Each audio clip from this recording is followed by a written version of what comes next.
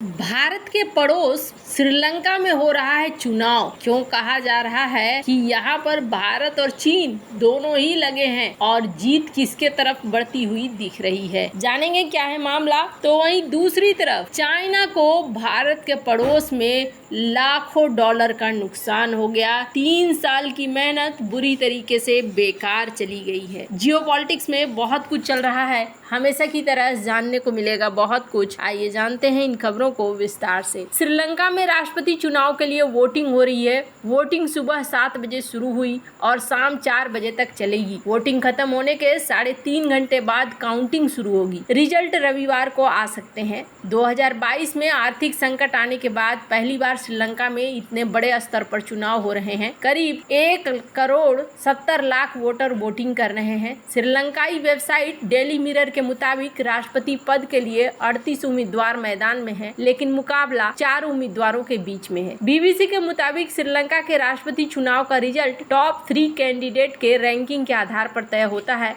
अगर टॉप 3 में से किसी को पूर्ण बहुमत मिलता है तो उसे विजेता घोषित कर दिया जाता है। अगर ऐसा नहीं होता है तो 3 उम्मीदवारों के बीच दूसरे दौर की वोटिंग होती है। श्रीलंका में अभी तक दूसरे दौर की वोटिंग नहीं हुई है। राष्ट्रपति की रेस में 2 पूर्व राष्ट्रपतियों के बेटे हैं। कहा जा रहा है इस बार दूसरे दौर की वोटिंग हो सकती है, क्योंकि इस बार कई बड़े उम्मीदवार मैदान में हैं। मौजूदा राष्ट्रपति रानिल विक्रमसिंघे को नेशनल पीपुल्स पावर गठबंधन के नेता अनुराग कुमार दिसानायके, समागी जन बोलावेगवा और साजिद प्रेमदासा श्रीलंका पोडू पेरामुना पार्टी के नमल राजपक्षे टक्कर दे रहे हैं। साजिद प्रेमदासा पूर्व राष्ट्रपति रणसिंघे प्रेमदासा के बेटे हैं। 1993 में रणसिंघे की हत्या कर दी गई थी। वहीं नमल राजपक्षे पूर्व राष्ट्रपति महिंद्रा राजपक्षे के बेटे हैं। महिंद्रा राजपक्षे 2005 से 2015 तक श्रीलंका के राष्ट्रपति रह चुके हैं। अनुराग दिसानायके के रेस में सबसे आगे हैं। सर्वे के मुताबिक इस बार अनुराग दिसानायके के चुनाव जीतने की संभावना सबसे ज्यादा है। विपक्षी नेता साजिद प्रेमदासा सर्वे में दूसरे नंबर पर हैं।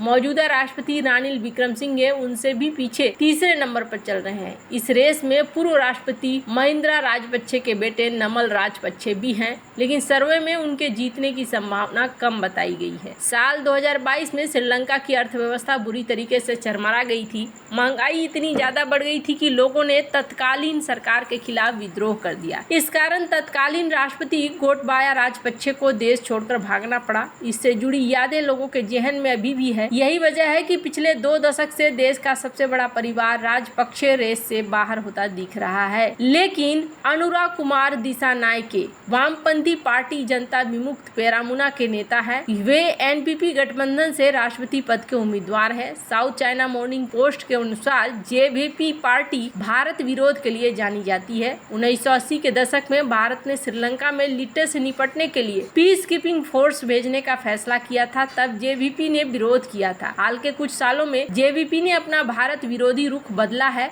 हालांकि अनुराग ने चुनाव से पहले भारतीय कंपनी अदानी के खिलाफ बयान देकर एक नया विवाद शुरू कर दिया है। जेवीपी नेता ने हाल ही में वादा किया है कि अगर 21 सितंबर को होने वाले राष्ट्रपति चुनाव में जीत जाते हैं तो श्रीलंका में अदानी ग्रुप की पवन ऊर्जा परियोजना को रद्द कर देंगे। अनुराग का कहना है कि अदानी प्रोजेक्ट श्रीलंका की ऊर्जा संप्रभुता के लिए खतरा है। अदानी ग्रुप ने इसी साल श्रीलंकाई सरकार से विंड पावर स्टेशन डेवलप करने के लिए डील की है। इसके लिए कंपनी करीब $442 मिलियन निवेश भी करने वाली है। अब श्रीलंका में कौन आता है ये तो देखने वाली बात होगी। भारत को भी संभल कर रखना होगा, क्योंकि श्रीलंका भारत के काफी करीब है और भारत के लिए रणनीतिक तौर पर भी बहुत महत्वपूर्ण है। लेकिन इन सब में सबसे महत्वपूर्ण चीज क्या होती है कि अपनी शक्ति का विस्तार इतना कर लो कि छोटे मोटे अड़ोसी पड़ोसी आपको परेशान न करें। जहां एक तरफ ये सारा कुछ चल रहा है, वहीं दूसरी तरफ चाइना को एक बड़ा झटका लगा है और लाखों डॉलर डूब गए हैं। चीन किसी भी देश से दोस्ती करता है तो उसे बर्बाद किए बिना नहीं छोड़ता है। इसके दर्जनों उदाहरण हैं, जिनमें पाकिस्तान, श्रीलंका से लेकर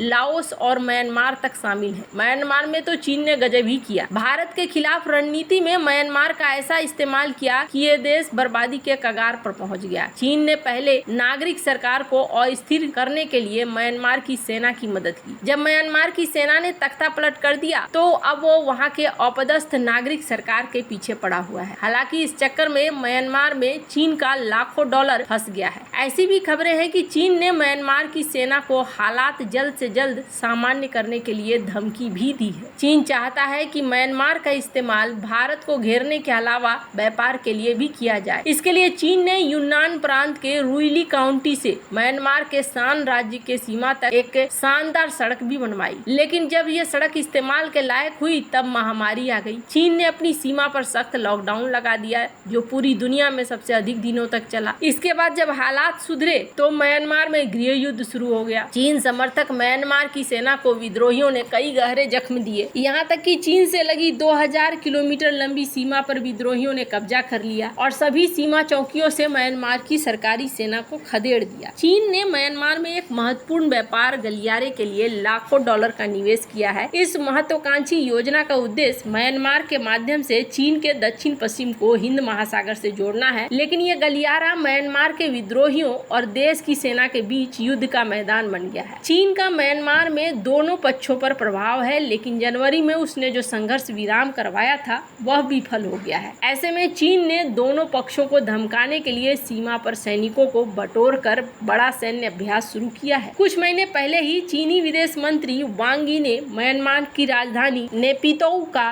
दौरा किया था। वह दुनिया के किसी भी देश के पहले शीर्ष राजनयिक है जिन्होंने गृह युद्ध की शुरुआत के बाद म्यांमार का दौरा किया। माना जाता है कि अपने दौरे में उन्होंने म्यांमार के सैन्य शासन के मुखिया मीन आंग ह्वांग को चेतावनी भी दी। इसके बावजूद न तो म्यांमार की सेना हार मानने को तैयार है न ही विद्रोहियों ने तो अपना गठबंधन भी बना लिया है जो एकजुट होकर म्यांमार की सेना पर हमले कर रहे हैं। चीन से सटे म्यांमार के शान राज्य के लिए संघर्ष कोई नई बात नहीं है। म्यांमार का सबसे बड़ा राज्य दुनिया के अफीम और मेथाम्फेटामाइन का एक प्रमुख स्रोत है। यह राज्य लंबे समय से सरकार का विरोध करने वाले जातीय सेनाओं का घर है, लेकिन चीनी निवेश द्वारा बनाए गए जीवंत आर्थिक क्षेत्र गृह युद्ध तक फलते फूलते रहे। अब चीनी सेना लाउड स्पीकर से म्यांमार के लोगों को सीमा पर लगी बाढ़ से दूर रहने की चेतावनी देती है। हालांकि चीनी पर्यटकों को इससे छूट हासिल है। वह गेट की सलाखों के बीच हाथ डालकर सेल्फी तक ले सकते हैं। उन्हें रोकने की चीनी सेना कोई जहमत नहीं उठाती है। चीनी राष्ट्रपति शी जिनपिंग ने अपने संसाधन संपन्न पड़ोसी देश म्यांमार के साथ संबंध बनाने में वर्षों का समय लगाया। हालांकि जब देश की निर्वाचित नेता आंग सान सू को सत्ता से बाहर कर दिया गया था तब शी जिनपिंग ने तख्ता पलट की निंदा करने से इनकार कर दिया था। इस दौरान चीन ने म्यांमार की सत्ता पर काबिज सेना को हथियार बेचना भी जारी रखा था। चीन ने हर अंतर्राष्ट्रीय मंच पर म्यांमार की सैन्य सरकार का बचाव किया था, लेकिन उन्होंने म्यांमार के सैन्य शासक मीन आंग ह्वांग को राष्ट्राध्यक्ष के रूप में मान्यता नहीं दी थी और न ही उन्होंने उन्हें चीन आमंत्रित किया। 3 साल से जारी युद्ध में म्यांमार में हजारों लोग मारे गए, लाखों लोग विस्थापित हुए, लेकिन कोई अंत नहीं दिख रहा है। ऐसा ही होता है, कोई अंत नहीं दिखता है। जिस देश में इस तरह के कांड शुरू होते हैं वो देश ही बर्बाद हो जाता है। इसका सबसे बड़ा उदाहरण अफ्रीका है। अफ्रीका में आज तक शांति नहीं आई है और अफ्रीका में वो आज तक अपने देश के विकास को लेकर कुछ भी नहीं सोच पा रहे हैं। वैसे आपको क्या लगता है इन सब मामले में आपकी क्या राय है? कमेंट कर जरूर बताएं। जल्द मिलते हैं अगले वीडियो में नई खबर के साथ।